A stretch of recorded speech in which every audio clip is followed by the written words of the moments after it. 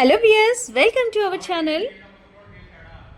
ఈరోజు విశాఖ గాజువాక ఎమ్మెల్యే మహిళల రక్షణ అవగాహన సదస్సులో పాల్గొన్న ఎమ్మెల్యే పల్లా శ్రీనివాసరావు రాష్ట్ర ప్రభుత్వం ఆదేశాల మేరకు రాష్ట్ర వ్యాప్తంగా ప్రారంభమైన మహిళల రక్షణ అవగాహన సదస్సును ఏర్పాటు చేశారు.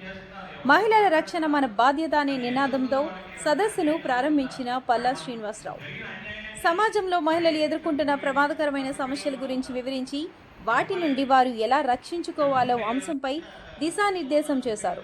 మహిళలను వారు రక్షించుకోవాలంటే చట్టాలపైన అవగాహన పెంచుకోవాలని సూచించారు.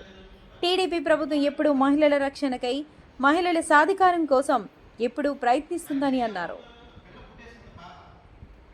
ఫ్రెండ్స్, ఈ వీడియో కనుక మీకు నచ్చినట్లయితే లైక్ చేయండి, షేర్ చేయండి. మా తదుపరి వీడియో చూసేందుకు ఇప్పుడే మా ఛానల్ని సబ్స్క్రైబ్ చేయండి.